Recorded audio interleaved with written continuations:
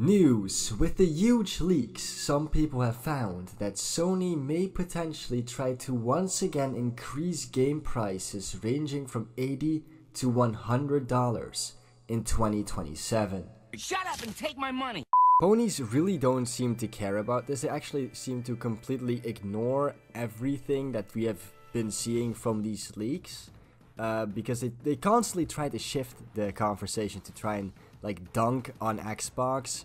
For example, they talk a lot nowadays, or in the past, couple 2 days, about this woman who got fired from Activision, and that's a huge L for Xbox apparently. I don't know why anybody would care about that, but that's what they're talking about. They are completely, apparently, ignorant or playing at ignorance over the fact that Sony is doing shit like this. Again, raising the prices of their games. They earlier, a couple years ago, already raised the prices of their games from 60 to 70 bucks, and in Europe actually from 60 to 80, and now they're trying again to raise them from 70 to 80 or 90 or 100 even, depending on the game. And this is reliable information, okay? This is in the leaks. I can't show this. You can just look it up yourselves. I'm sorry, I'm not even gonna try to show any of the slides here. I'm not sure if I'm allowed to. I'm pretty sure I can't, and I don't want to get nuked by Sony. So you kind of just have to trust me on this, and if you don't, you can look it up on the internet for yourself. But for example, Spider-Man 3 is planned to release in multiple parts. Part 1 costing 60 bucks, Part 2 costing 60 bucks, and then something called MP, which I'm not sure if that's multiplayer, also costing 60 bucks. The game in total costing $180, right? Or maybe just 120, because I'm not quite sure what MP is. And the fucked up thing about it is not only are they scamming you by releasing the game in separate parts that are all priced at, a full priced new game, they also are planning on like a year later releasing a bundle that has all the parts in it, like the complete game, for just 60 bucks. Like, could you imagine you pay 120 bucks to play Spider-Man 3, and a year later they release a new complete edition with all of the content in it, probably even extra content, that is only 60 bucks. Fucking scammers, dude. But of course, PlayStation fanboys are on Twitter vehemently defending their favorite company. I buy anything Sony offers. If this tweet is real, this just proves to me that PlayStation fanboys will literally just buy anything with the Sony logo on it just because it's PlayStation, right? Like, I was so convinced that this was a troll account because it's literally called Sony Pony, but then I went on his account to check and he literally is just retweeting and liking major PlayStation fanboy accounts, so it does seem to be a real account. It's insane to me that people actually will just buy anything a company gives them simply because it's made by a company they like. Gotta pay for that quality. What quality are you talking about, man? There's no quality over at PlayStation. Like, all their games are the same, unoriginal. Like, have you seen the Wolverine footage? I'm making a whole video about how I think the new Wolverine game looks uncreative, unoriginal, and just downright bad. Like, in the game, in the new Wolverine game, you have to collect materials in order to craft health packs to heal as Wolverine, a superhero known for being able to heal himself. And even if these games that Sony made were of like top tier quality, right? Every game that came out was like redefining and the entire genre, the entire industry, the best game ever to be made up until that point. Is it worth 120 fucking bucks? No. It's not. I'm sorry, no game is worth 120 bucks.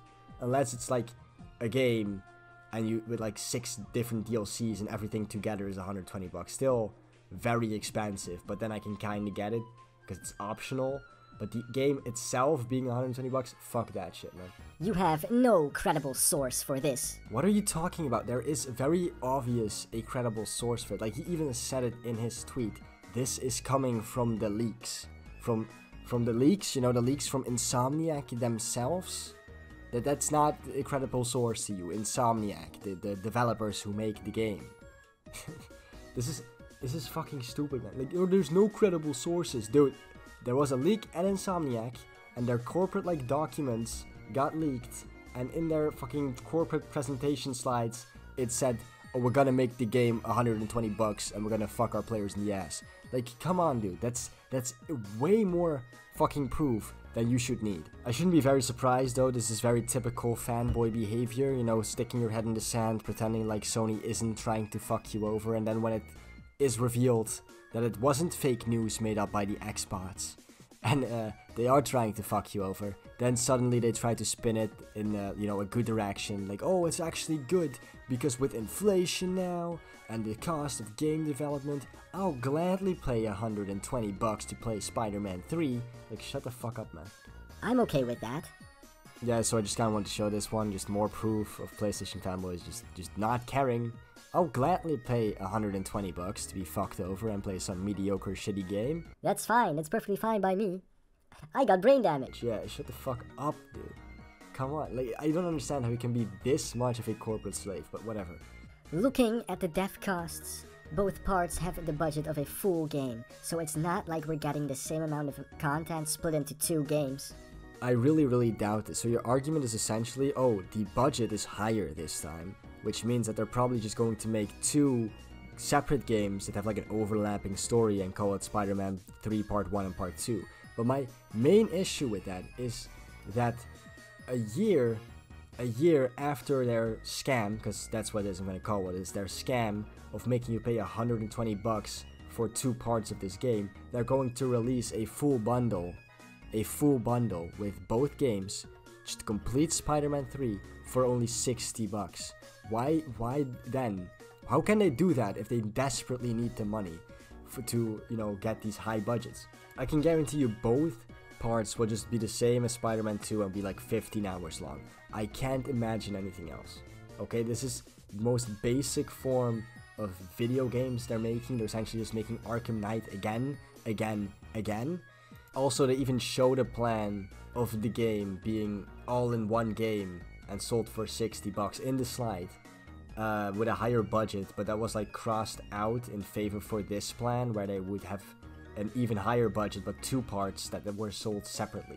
Oh, we getting a Spider-Man multiplayer 2? Nice exclusives for PlayStation. Is this really all these people care about? Is just exclusives? Like, they don't care that they're being scammed or how much they have to pay, or the fact that their exclusives haven't like really evolved since Uncharted 1. They don't care about any of that. They just care about having more exclusives. And this is the problem. I've seen ponies either not talk about this at all. None of the major PlayStation fanboy accounts on Twitter have been talking about this. And the accounts that do talk about this either pretend it's fake or just go in complete damage control mode, saying, oh, this is a good thing, I'll gladly pay $120 for Spider-Man 3. It's crazy, man. But anyway, boys, I think I'm gonna wrap up the video here. So if you like this video, you know, please like and subscribe to the channel. Got more great content like this coming out, and better content because this video isn't very edited. I'm sorry, okay? I've been a bit busy. But yeah, if you like this video, please like and subscribe to the channel. And I'll see you all in the next video. Goodbye.